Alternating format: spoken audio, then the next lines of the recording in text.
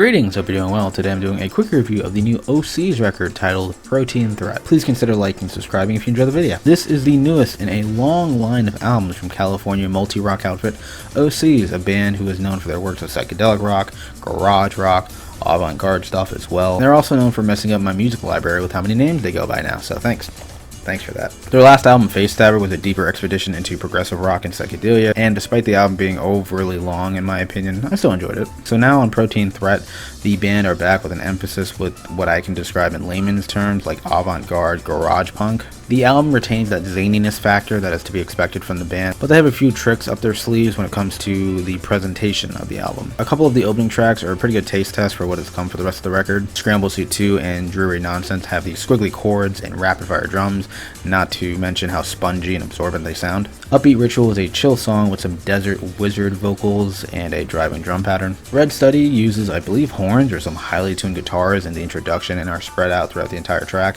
including giving them their own segues. Bass groove is solid, the vocals are serviceable, and I like the sketched out chords to top it all off. Wing Run has a very interesting sound to it. It's like a chromatic blurring that pitches the colors of the sky up and down before transitioning into a more straightforward direction with sun-rusted guitars. Said the Shovel is a slow burner of a track. It's very unabrasive. The production and vocals sound cooling, for the lack of a better term. The micro-dotted rhythms in the background really sell that feeling for me. The dustiness of If I Had My Way is complemented by the dastardly vocal performance and the tumbling combo of the guitar and drums.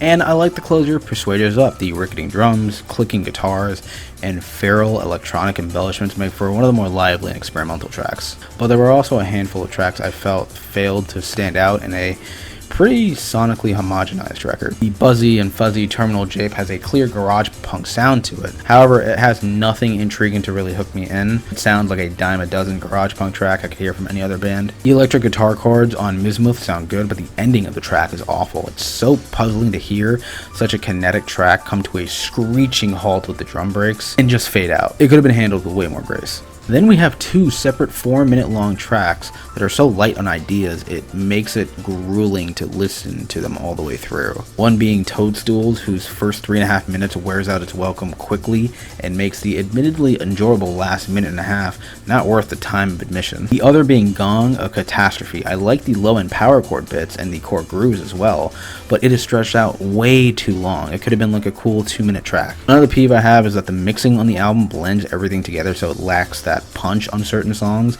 especially the ones where the drums are like bustling and bubbling and bursting. You don't really hear that or feel that. Overall, I thought there were some interesting sonic ideas in execution, even though they weren't really original by any means, but the emphasis on kind of being minimal and sparse on some tracks hurt them by not being all that dynamic or engaging. This is a pretty middle of the pack release for the band in my opinion. They've had way better outings than this, but it is still worth listening if you're a fan of them or if you just want to listen to something way out of your wheelhouse. I'd give it a